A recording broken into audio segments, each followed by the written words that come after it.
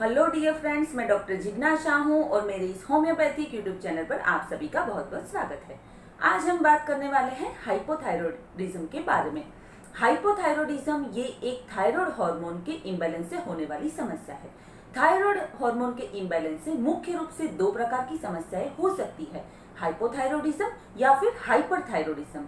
आज हम इस सेशन में सिर्फ और सिर्फ हाइपोथायरॉयडिज्म के बारे में ही बात करेंगे।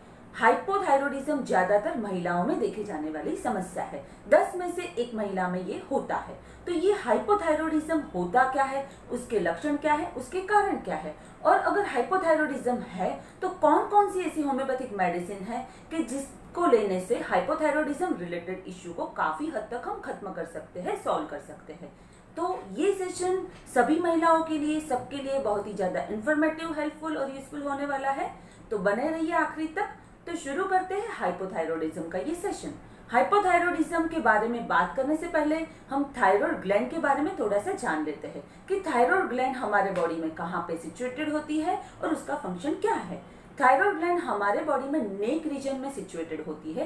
नेक में वॉइस बॉक्स के बराबर नीचे थायराइड ग्लैंड होती है और ये बटरफ्लाई शेप की ग्लैंड होती है।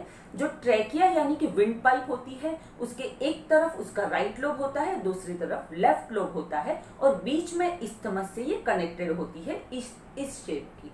ये बटरफ्लाई शेप की ग्लैंड T3 और T4 नाम के हार्मोन जनरेट करती है। T3 यानी कि ट्राई आइडोथायरोनिन एंड T4 यानी कि थायरोक्सिन। तो ये दोनों हार्मोन हमारे बॉडी में बहुत ही महत्वपूर्ण रोल प्ले करते हैं। हमारे बॉडी के फिजिकल ग्रोथ, मेंटल ग्रोथ, यहाँ तक कि मूड को सही करने में भी इसका रोल है। हमारे बॉडी के पूरे मेटाबॉलिज्म ये T3 और T4 पर डिपेंड है। तो ये T3 और T4 जनरेट कितने प्रमाण में होने चाहिए, कितनी मात्रा में होने चाहिए, बहुत ज्यादा भी नहीं होने चाहिए और कम भी नहीं होने चाहिए, उसको रेगुलेट करने के लिए हमारे ब्रेन में पिट्यूटरी ग्लैंड होती है। पिट्यूटरी ग्लैंड हमारे ब्रेन के बेस में होती है, छोटी सी ग्लैंड पाई जाती है और वो TSH यानी कि थायराइड स्टिमुलेटिंग हार्मोन जनरेट करती है। तो ये TSH जनरेट होता है पिट्यूटरी ग्लैंड से और उसको भी कंट्रोल करने के लिए हाइपोथैलेमस ब्रेन का एक रीजन है, उससे वो TSH रेगुलेट होता है। तो T3 और T4 में अगर इम्बैलेंस होता है तो हाइपो या हाइपरथायरॉयड देखा जाता है। T3 और T4 नाम के जो हार्मोन होते हैं कि जो थायराइड ग्लैंड द्वारा ब्लड में जनरेट होते हैं, अगर ये हार्मोन कम होते हैं, बहुत ठीक से नहीं सिक्रीट हो रहे होते हैं और कम पड़ जाते हैं, तो TSH नाम का जो हार्मोन होता है कि जो पिट्यूटरी सिक्रीट करती है, उसको इंडिकेशन मिलता है और TSH ज्यादा जनरेट होने लगता है। ऐसी सिचुएशन में उसको हम हाइपोथायरॉयडिज्म बोलेंगे। अगर T3 और T4 बहुत ज्यादा जनरेट हो रहे हैं तो TSH यानी पिट्यूटरी को इंडिकेशन मिलता है और TSH कम सिक्रीट होता है। तो TSH अगर कम ब्लड में मिलता है, रिपोर्ट में कम आता है, तो उसको हम बोलेंगे हाइपरथायरॉयडिज्म। तो बिल्कुल फ्रेंड्स रिवर्स तरीके से हमें याद रखना है कि अगर TSH ज्यादा है ब्लड में, उसके रिपोर्ट में अगर TSH का कॉन्सेंट्रेशन या तो प्रमाण ज्यादा आया है तो उसको हम बोलेंगे हाइपोथायरॉयडिज्म। अगर TSH का प्रमाण है, जो नंबर है, ये कम आया है तो उसको बोलेंगे हाइपरथायरॉयडिज्म।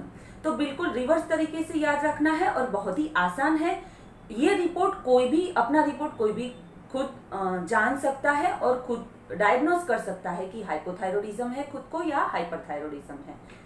कौन कौन से ऐसे लक्षण होते हैं कि जिसके चलते हमें थायराइड का टेस्ट करवाना चाहिए।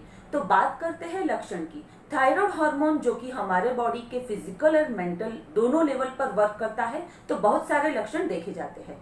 थायराइड जिसको होता है तो उसको वीकनेस बहुत फील होता है, बहुत ही ज्यादा फटीग यानी लिथार्जिक और थकान सी महसूस होती है।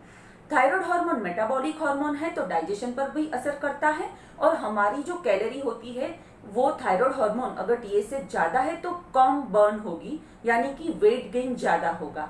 डाइजेशन के इश्यू के चलते कॉन्स्टिपेशन भी हो सकता है। थायराइड हार्मोन अगर TSH ज्यादा है तो फिर ठंड ज्यादा लगना और कोल्ड के प्रति सेंसिटिविटी बढ़ जाती है। हार्ट रेट भी कम, स्लो हो जाते हैं, पल्स भी स्लो मिलने लगती है।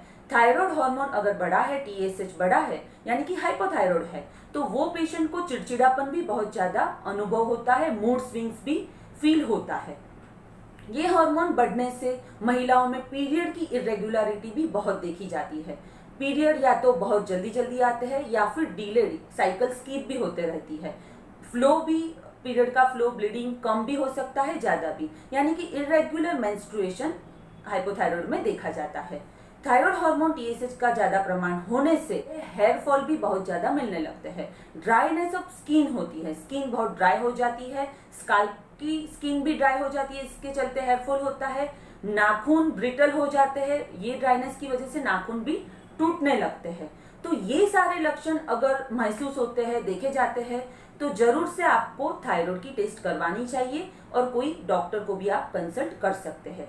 अगर थायराइड हाइपोथायराइड डायग्नोस होता है तो कौन कौन सी ऐसी होम्योपैथिक मेडिसिन है कि जिसको लेने से थायराइड के जो सिम्टम्स है, थायराइड के जो इश्यू है, वो हम काफी हद तक खत्म कर सकते हैं। तो चलिए बात करते हैं होम्योपैथिक मेडिसिन की। होम्योपैथिक में बहुत सारी ऐसी दवाइयां हैं कि जिसको लेने से हम थायराइड हार्मोन को काफी हद तक बैलेंस में कर सकते हैं और थायराइड ग्लैंड हार्मोनियस वे से फंक्शन करने लगे, ऐसा दवाई से हो सकता है।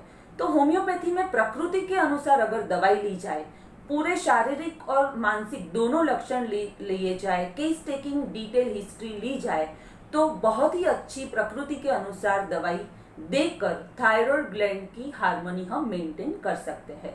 हर 3 महीने में रिपोर्ट कराकर जो अदरपैथी की दवाई अगर चल रही होती है, उसको भी काफी हद तक उसका डोज कम करके उसको बंद भी कर सकते हैं और थायराइड के इश्यू को परमानेंटली हम खत्म कर सकते हैं।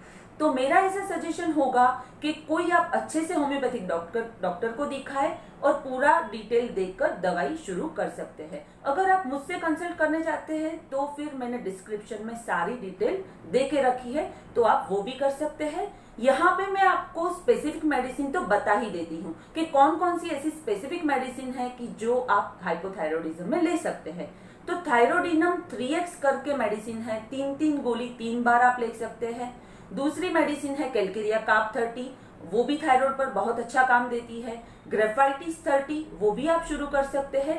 आयोडम 30 मेडिसिन है, वो भी थायराइड पर बहुत अच्छा रोल प्ले करती है। तो ये सारी स्पेसिफिक मेडिसिन भी आप ले सकते हैं, पर मेरा सजेशन यही होगा कि थायराइड हार्मोन का अगर इम्बैलेंस है तो आप डॉक्टर की सलाह लें, फिर मेडिसिन शुरू करें। तो फ्रेंड्स, ये थी सारी thyroid related information, specially hypothyroid related. Hyperthyroidism का मैं एक सेपरेट वीडियो बनाऊंगी। आशा रखती हूँ कि आज का ये सेशन आपको पसंद आया होगा। मिलती हूँ अगले सेशन में एक नए टॉपिक के साथ। तब तक के लिए धन्यवाद। Thanks a lot.